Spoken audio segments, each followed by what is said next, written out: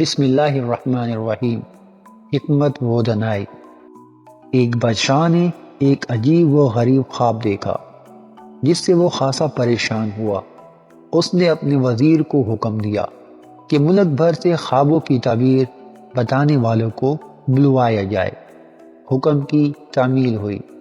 آنن فانن ملک کے مشہور و معروف تعبیر کرنے والے اکٹھے ہو گئے۔ یہ سب کے سب تعبیر بتانے کے ماہر تھے۔ بادشاہ نے ان کے سامنے اپنا خواب بیان کیا۔ میں بالکل صحیح سالم اپنے اقتدار پر براجمان ہوں۔ اچانک میرے دانت یکے بعد دیگرے گرنے شروع ہو گئے، حتیٰ کہ میرے منہ میں کوئی بھی دانت باقی نہیں رہا۔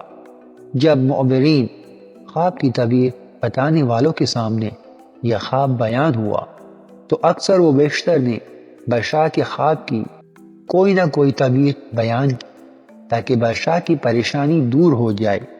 تمام نے اس کو تسلی دی، مگر ان کی تعبیر بادشاہ کے دل کو نہ لگی۔ انہی معبرین میں سے دو آدمی ایک گوشے میں خاموش بیٹھے تھے۔ بادشاہ دیکھ رہا تھا کہ انہوں نے گفتگو میں حصہ نہیں لیا۔ بادشاہ نے ان کو مخاطب کر کے کہا، سب لوگوں نے تعبیر بیان کی ہے، تم کیوں نہیں بولے؟ تم بھی اس خواب کی تعبیر بیان کرو۔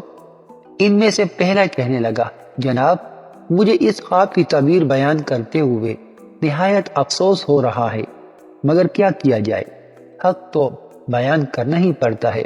بادشاہ نے کہا، ہاں ضرور بتاؤ کیا تعبیر ہے۔ جناب بادشاہ سلامت، آپ کی تمام اولاد آپ کی آنکھوں کے سامنے یکے بعد دیگرے وفات پا جائے گی۔ یقیناً آپ کو اس سے نہایت غم اور رنج ہوگا، جس سے آپ بھی وفات پا جائیں گے۔ جب بادشاہ نے یہ تعبیر سنی تو اس کے پاؤں تلے سے زمین کھسک گئی۔ اس کو نہایت صدمہ ہوا۔ اس کی آنکھیں غصے سے لال پیلی ہونے لگی۔ سخت پریشانی کے عالم میں وہ خاص باختہ ہو کر چیخا، اس موبر کو میری آنکھوں کے سامنے سے لے جاؤ اور اس کو جیل میں ڈال دو۔ تھوڑی دیر کے بعد اسے قدرے سکون ہوا۔ اس نے دوسرے موبر کی طرف دیکھا اور کہنے لگا، تم بتاؤ میرے نزدیک میرے خواب کی تعبیر کیا ہے؟ جناب بادشاہ سلامت، آپ نہایت لمبی عمر پائیں گے، اپنے خاندان کے تمام افراد سے لمبی عمر، اور آپ کے خاندان کا ہر فرد یہ خواہش اور تمنا رکھتا ہے کہ آپ ان سب سے زیادہ لمبی عمر پائیں۔ اس تعبیر کا بھی مفہوم وہی ہے جو پہلے موبر نے بتائی تھی، یعنی خاندان کے سارے افراد سے زیادہ عمر بادشاہ کو نصیب ہوگی اور بقیہ سارے لوگ اس کی آنکھوں کے سامنے مر جائیں گے۔